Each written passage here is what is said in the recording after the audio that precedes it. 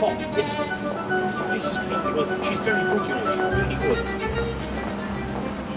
FYI, I'm here with the ghost of Christmas present. Indeed, the ghost of Christmas present, the one, the only, and the best. How are you?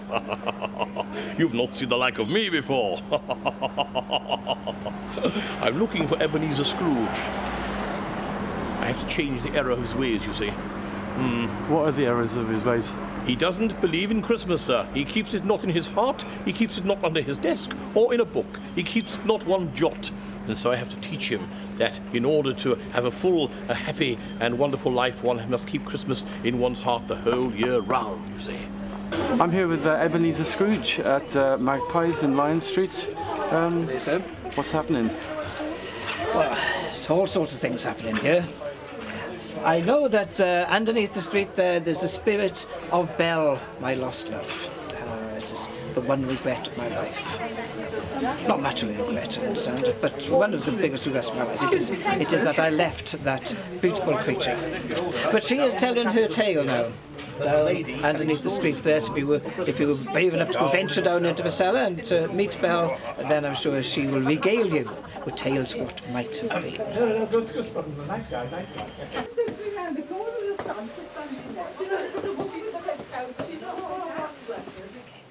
Everything will be alright. These people will be kind to you. I'm sure. I just want them to know that Ebenezer's not who they say he is. That ghastly man put him in the newspapers, and it was wicked to say that. You see, it has turned out for the best. It always does. If you keep Christmas in your heart every day, things will be good. Thank you, Reese, for encouraging him to come and see me, because I would have his story told. And the story that we will hear and they will hear is the true story from your Aunt Belle. Thank you. Thank you. Thank you for coming to see me today, to hear the true story of Ebenezer Scrooge, not those written by Charles Dickens. I swear those cannot have been true, for I was to be wed to him. Forgive me, my name is Belle.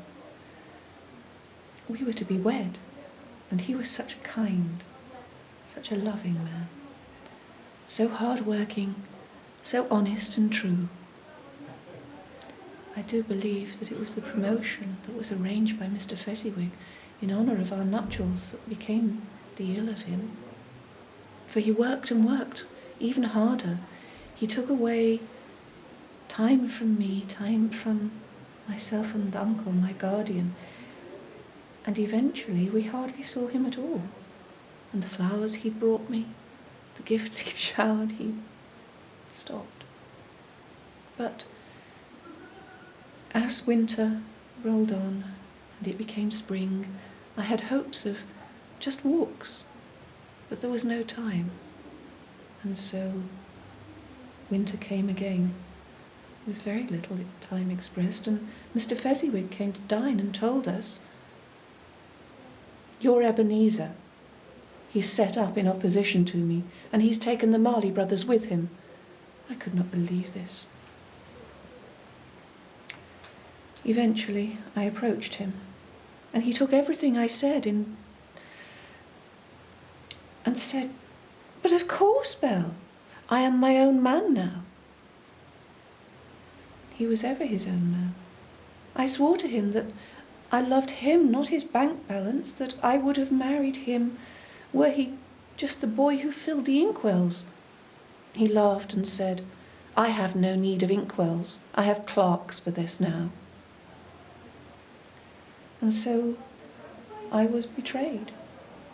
I was replaced in his heart by the image of gold, of profit, of gain. And so I released him from his promise. And Uncle and I retired, for we could not bear society. And Uncle grew ill, and over the years I cared for him, and the estate was not managed as well as it might have been. So upon his demise, I find myself. I am fortunate to have somewhere. I am fortunate to have friends. But it's not as it would have been. Things that might have been have not come to pass. And yet, and yet something good has come. Something good. I was told but this very morning that my Ebenezer at last has come to himself. He has become himself again, and I have yet hopes that he may not come to me, but to himself, to become the man he was, for a hope sustained over all these years has been rewarded. So please, keep Christmas in your hearts every day, and remember, not the tales of Ebenezer Scrooge which Mr. Charles Dickens so wickedly put in the papers, but the story of Belle, the woman who knew him. He was a good man, and is a good man still.